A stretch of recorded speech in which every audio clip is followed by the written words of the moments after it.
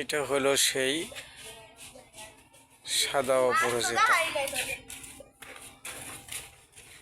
অপরাজিতা যে আপনাকে আমি হাতে ধরে ফুলটা দেখাচ্ছি। এই হলো ফুল, অপরাজিতার সাদা ফুল। এই হলো গাছ। জানেন এটাই কি কাজ হয়? এইটা চন্দ্রগ্রহণের দিন, চন্দ্রগ্রহণের সময় যদি এইটা উঠিয়ে, এটার টান দিয়ে উঠিয়ে মূলটা উঠিয়ে ভালো করে ধুইয়া পরিষ্কার করে একটা কবজের ভিতরে বা তাবিজের ভিতরে ভরে যদি ডান হাতের বাহুর মধ্যে ধারণ করা যায়,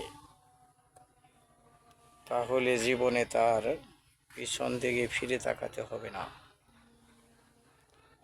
মানুষের কাছে যত সম্মান পাবে, ইজ্জত পাবে, যে কাজ ধরবে, যে কাজ করবে, সেটা থেকেই উন্নত হতে থাকবে।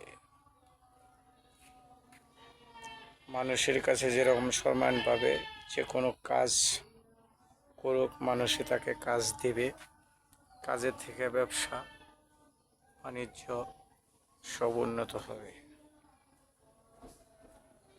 সেটা সূর্যগ্রহণের মধ্যে উঠাইলে হবে।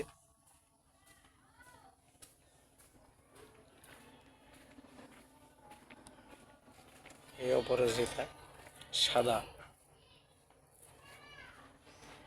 আবার ফুল ফুটতেছে।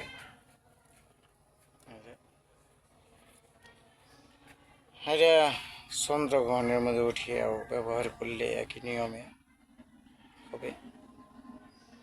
যদি তাও না যা হয়, প্রতি মাসে অমাবস্যা বা পূর্ণিমা আসে, সে অমাবস্যা পূর্ণিমার মধ্যেও যদি শিকড় উঠিয়া শরীরে ধারণ করা যায়, কবচ বানাইয়া, অনেক উন্নত হবে। মানুষের ইজ্জত দেবে, ব্যবসা বাণিজ্য ভালো হবে, বা যে কোনো কাজ করব কাজের মধ্যে উন্নত হবে। আর সেটাও যদি না পারে, তাহলে শনিবার বা মঙ্গলবার, এই যে ফুল, শনিবার বা মঙ্গলবার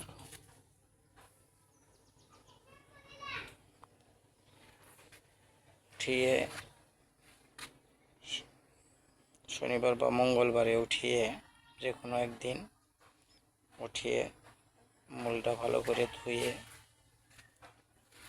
ধূপের ধোঁয়া দিয়ে ভালো করে শুদ্ধ করে, পাক পবিত্র হয়ে গোসল হয়ে করে, তারপরে এটারে অজু টজু করে, তারপরে তাবিজটা ভরে হাতে ব্যবহার করলে পরেও ফলাফল নিশ্চয়ই অবশ্যই পাবেন, ভালো ফলাফল পাবেন, কাজ করবে, মানুষের কাছে ইজ্জত পাবেন, সম্মান পাবেন, ব্যবসা বাণিজ্য করলে সাথে থাকলে উন্নত হবে। ভালো পেজটারে ফলো করবেন, লাইক দিবেন, সাবস্ক্রাইব করবেন, ইউটিউব চ্যানেল সাবস্ক্রাইব করবেন, সাবস্ক্রাইব করে পাশে থাকবেন। আরও যদি অন্য কোনো ভিডিও ছাড়ি, তাড়াতাড়ি আপনি পেয়ে যাবেন।